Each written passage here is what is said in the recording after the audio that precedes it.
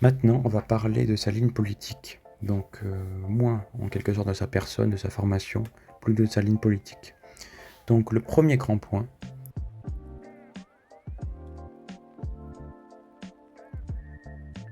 il a été un des premiers journalistes dans le milieu politique, c'est-à-dire traitant de la politique, à alerter sur le danger de l'islam en Occident, en France. C'est l'un des seuls intellectuels actifs en politique à avoir perçu le danger il y a plus de 20 ans, qu'il en parle, bien plus même, sur notre civilisation au sens culturel, notre pays au sens de cohésion sociale, sécurité, économie et souveraineté. Quand je parle d'économie, on pense, il parle évidemment du nombre d'Arabes qui touchent beaucoup d'allocations, qui n'amènent pas de plus-value à la France. Et du côté souveraineté, je parle de la sphère d'influence et de l'emprise qu'a pris, par exemple, le Qatar, qui a beaucoup d'argent sur la France, sur beaucoup de points, sur également l'Algérie, par rapport à son emprise qu'elle a encore sur les politiciens aujourd'hui. On reviendra dessus.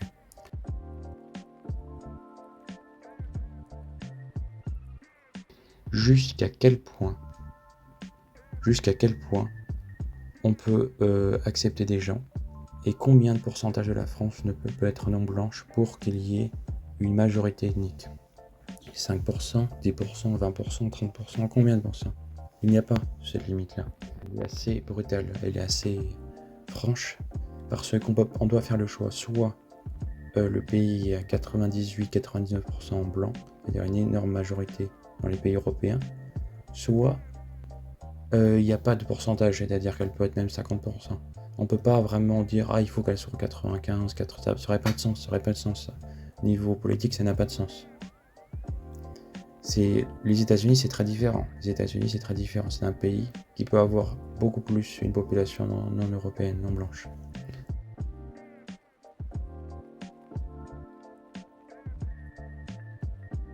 Le deuxième point, par rapport à sa ligne politique que nous allons aborder aujourd'hui, c'est son programme économique qu'on peut trouver peu clair. Jusqu'à son récent parcours politique, le programme économique de Zemmour n'était pas vraiment clair. Est-il libéral, socialiste, réformateur? Bon, quand je dis socialiste, il n'a jamais vraiment donné un air socialiste. Mais sur vraiment sa vision de la France et de l'économie, il n'était pas très, très précis. Donc on pouvait se demander ce qu'il va faire à la UMP, à la LR, une sorte de libéralisme, mais tout en concession avec le socialisme, ou est-ce qu'il va être réformateur? Je pense que la solution est en voie d'être trouvée. Il se revendique plutôt libéral en ce moment, du point de vue économique, et même un peu réformateur, en surfant sur la vague Milei en Argentine, milléiste, et trumpienne aux États-Unis, qui vient donner une solution très réaliste à notre État obèse et surendetté.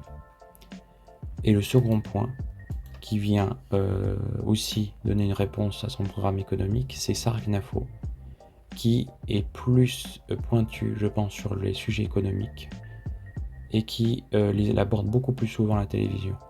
Donc, beaucoup de gens sont rassurés sur son programme économique qu'il y a 2 ans à l'européenne ou il y a 4 ans.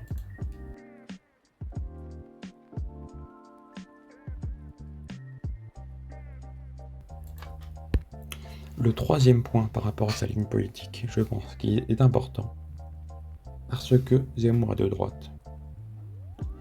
Et là on parle de valeurs. Et ce que Reconquête porte des valeurs.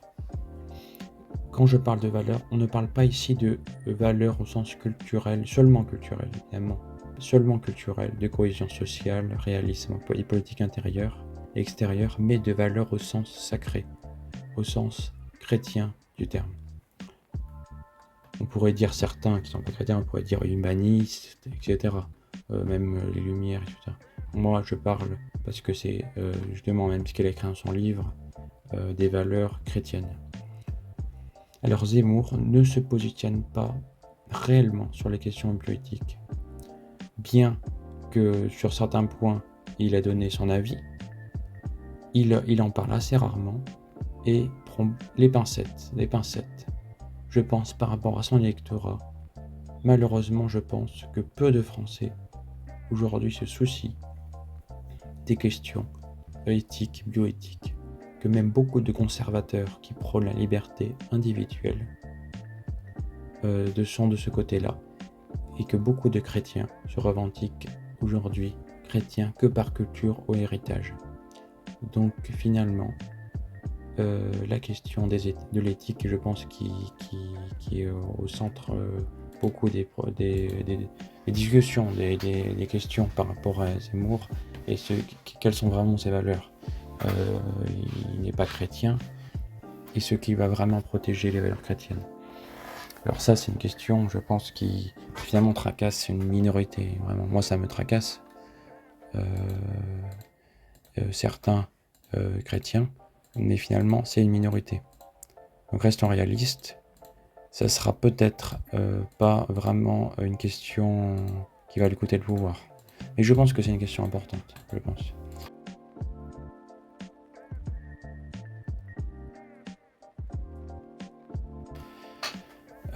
Et bien, de mon point de vue personnel aussi, je me demande si Zemmour, est-ce qu'il y a une vision seulement utilitariste de la culture et de la morale chrétienne?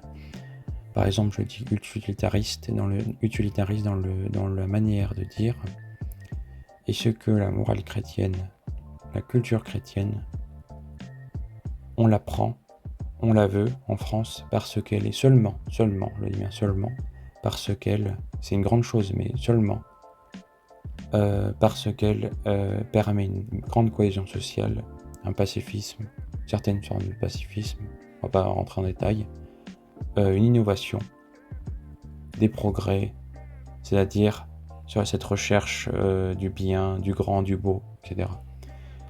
Donc, si c'est le cas, on peut être inquiet un peu, on pourra être déçu de ses actions et ce qu'il va vraiment porter des actions qui sont cohérentes avec sa culture, sa vision du monde et ce qu'il va vraiment protéger les valeurs chrétiennes. Par exemple, oui, on parle principalement aujourd'hui de nos jours la question de l'IVG, la question de l'euthanasie, de la GPA. Après, je pense franchement de ce que je connais de Zemmour, de son parti, et que évidemment de tous les politiciens qui sont proches du parti, qui sont en majorité chrétienne, protégeront et voudront protéger les valeurs chrétiennes.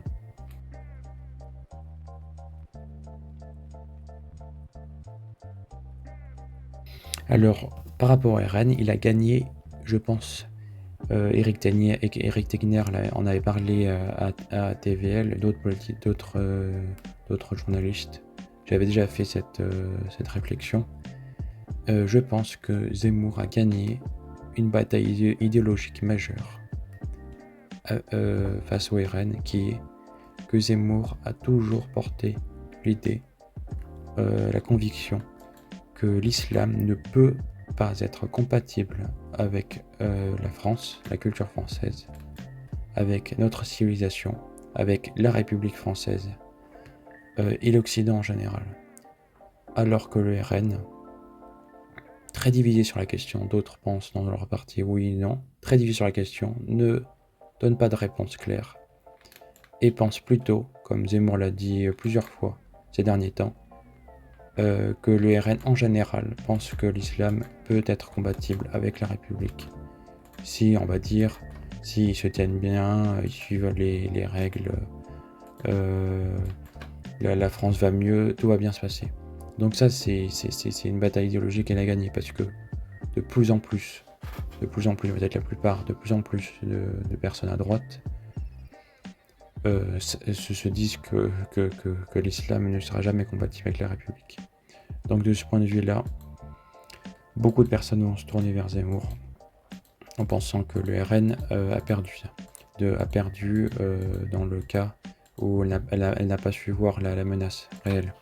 Deuxième point, son programme économique est beaucoup plus réaliste que celui du RN, surtout dans le contexte actuel. Surtout dans le contexte actuel, oui, surtout.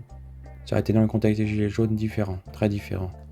On pense beaucoup aux contestations, etc. Dans le contexte actuel de dette, on parle plus d'un an de la surdette de l'État obèse, du problème de souveraineté de la France, qui est en jeu, qui est vraiment... qui a toujours été en jeu depuis très longtemps, mais rarement on en a autant parlé dans les médias et en France en général, et qui beaucoup de gens pensent que les RN et c'est même pas pense, c'est une réalité, le RN a encore une vision politique et socialiste qui est plutôt socialiste de gauche sur le côté économique. Bon, socialiste, on pourrait redire, parce que socialiste c'est aussi un point de vue culturel. On pourrait dire quand même socialiste sur le point de vue économique. C'est un jeune parti Reconquête. Elle n'a pas toutes les casseroles et le mythe qui perdure par rapport à FN, RN, Jean-Marie Le Pen, qui a quand même, je pense, fait beaucoup de mal au RN ces 10 dernières années, 15 dernières années. Donc là, c'est un avantage, c'est un jeune parti qui n'a pas eu de pouvoir politique réel jusqu'à présent. Et donc les gens attendent et sont curieux de savoir ce que veut faire le Reconquête. Quatrièmement, par rapport à RN, il défend des valeurs chrétiennes. Reconquête, on peut dire qu'on défend plus les valeurs chrétiennes sur la famille, par exemple, par rapport à l'homosexualité, le rôle des parents, question du genre, etc. Et de la société, valeurs chrétiennes sur la société également. Le RN, évidemment, est plus divisé sur la question. Ça ne veut pas dire que le RN de gauche sociétalement, mais elle est plus divisée sur la question. Pour cause, je pense que la cause que beaucoup d'anciens aujourd'hui politiques au RN sont d'anciens communistes, donc extrême gauche, laïcards également, et pour d'autres pas mal individualistes, qui je pense est en contradiction avec leur modèle de solidarité économique et matérielle. Mais depuis les années 90 et même avant, le RN a gagné beaucoup, car a apporté. Beaucoup de gens sont venus au FN à l'époque, qui étaient d'anciens communistes. Donc on ne peut pas dire que les communistes, il y a beaucoup de chrétiens communistes. Et pour le dernier point, je pense que Sarkinafo a aujourd'hui un certain avantage, un petit avantage par rapport à Jordan Bardella. C'est d'abord son indépendance par rapport à Zemmour, où on voit Bardella très derrière Marine Le Pen, moins d'indépendance. Dans son indépendance dans le chaînon politique, elle a assez d'indépendance également sur le dogme politique, et assez indépendante sur sa vision politique. Sa personnalité forte, on peut dire que aussi Bardella en a une, quand même aussi pour Sarkinafo, son élocution, et je pense qui est le plus important pour Sarkinafo, c'est ses liens avec la droite internationale. Elle a des liens assez forts avec Meloni, avec Musk, Milei même. Donc je pense que ces liens avec la droite internationale peuvent être très importants stratégiquement pour le pouvoir.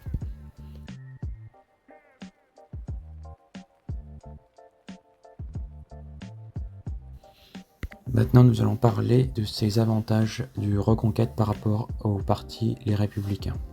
Je pense que les Républicains, où ils représentent la droite traditionnelle, donc de plus en plus de Français ne croient plus au mythe de l'assimilation prônée par la droite traditionnelle. Là, on parle du côté civilisationnel culturel. Le LR, UMP, RPR, donc le même parti qui a quand même changé de nom, a trahi de nombreuses fois les catholiques, sur l'éthique également, et le conservatisme sociétal, en se soumettant, depuis même Giscard d'Estaing, au moins depuis Chirac, au progressisme sociétal, dans un train avec toujours un train de retard sur la gauche traditionnelle. Quand je dis un train de retard, c'est que on va dire que la droite aujourd'hui est la gauche d'hier, en quelque sorte, malheureusement. Parce que la gauche, pourquoi on dit que la droite d'aujourd'hui est la gauche d'hier? Parce que la droite, c'est la gauche qui en quelque sorte qui mène le bateau. Donc la gauche fait que de copier la gauche. La droite ne fait que de copier la gauche, mais toujours à 15 ans de retard, avec 10-15 ans de retard. La droite est 90, t'es contre l'homosexualité, je veux dire légalisation du mariage entre personnes de même sexe. Aujourd'hui, pourquoi pas, 20 ans plus tard. C'est ce genre d'exemple qui représente bien la droite traditionnelle. Donc troisièmement, on va dire, Reconquête représente une alternative au LR pour les entrepreneurs, les cadres, les chefs d'entreprise, classe moyenne haute, bourgeoisie, conservatrice. Dans cette bourgeoisie, classe moyenne haute, le LR n'a pas mené de grandes réformes économiques et a laissé champ libre aux décisions dévastatrices des socialistes depuis Mitterrand. La droite traditionnelle défend encore le modèle social et économique de l'assistanat dévoyé par les socialistes. Je dis bien dévoyé, parce que là on ne parle pas de l'assistanat de l'héritage chrétien. On parle de l'assistanat socialiste au sens socialiste du terme, qui a dévoyé cette tradition chrétienne française. Et en dernier point, donc sur les questions économiques, le LR, elle gagne vraiment des points sur le LR par rapport à ses actions finalement, sur les 20-30 dernières années, voire plus. Dernier point, Reconquête récupère de nombreux voteurs LR historiques qui ont voté pour Chirac et les anciens, Sarko, peu moins anciens, et dernièrement, il n'y a pas si longtemps pour Fillon, bien qu'il n'a pas pu se présenter.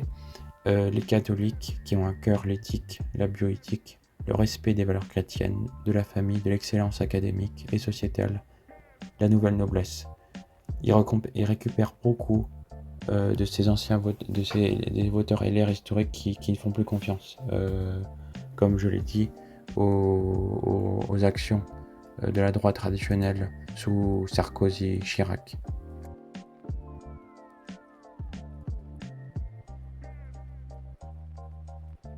Qui sont les électeurs de Reconquête et ceux que Reconquête a une chance de gagner en 2027? Donc, premier point, une partie de l'électorat du RN qui va aller, je pense qu'une partie de l'électorat du RN va aller d'ici 2027 et est en train de le faire, vers Reconquête pour son réalisme économique, comme on l'a évoqué, et son réalisme civilisationnel, la question de l'islam. Deuxième point, une partie de l'électorat du LR va aller aussi vers Reconquête, car plus de confiance sur la ligne économique et civilisationnelle par rapport aux agissements de la droite traditionnelle des 20-30 dernières années. Troisième point, une partie de la droite modérée non LR et du centre droit va se tourner vers Reconquête par le manque de conviction des personnes au centre droit et des personnes au centre, leur façon mollasse de répondre aux opposants virulents, l'extrême gauche, pas vraiment réaliste, et du manque de positionnement sur l'économie, la politique internationale, qui fait peur, on va dire. Et je pense le plus important, beaucoup de gens au centre, la droite modérée, vont aussi vers le Reconquête, car ils n'ont plus confiance à cette droite modérée qui s'est tournée vers Macron, vers le centre.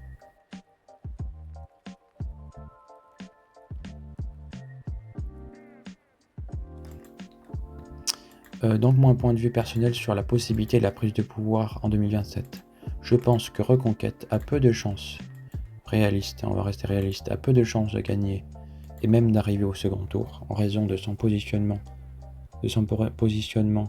du positionnement assez centriste, on va dire, quand même, de la majorité des Français et de l'attachement au parti traditionnel. Et les Français sont quand même toujours attachés, ont peur toujours des extrêmes, parce que beaucoup de gens disent que les Reconquêtes c'est un extrême droite, et sont toujours attachés à droite modérée, gauche modérée ou centre. Et puis aussi que le parti est très jeune. Donc manque, on va dire, peur, on va dire, et ceux qui vont pouvoir vraiment agir une fois en politique. En revanche, on va parler du positif maintenant. En revanche, Reconquête, je pense, peut exploser ses scores et jouer un réel rôle dans le gouvernement, à l'Assemblée, au Sénat, et s'inscrire de manière pérenne dans le pouvoir politique en 2027, notamment grâce... c'est un côté négatif, parce que l'état de la France, il fait que confirmer les dires de Zemmour. Il se dégrade sans arrêt ces 4 dernières années à une vitesse effrénée. Donc tout donne raison, on va dire, au point de vue de Zemmour, sa vision des choses, et également du point de vue économique. L'arrivée, et je pense qui est le deuxième point le plus important, qui a donné beaucoup de voix juste ces dernières années, cette année 2025, c'est l'arrivée des Arachnaphos, qui a vraiment plu à beaucoup de personnes, comme on l'a dit, pour son caractère, son indépendance sur le dogme politique et ses liens avec la droite internationale.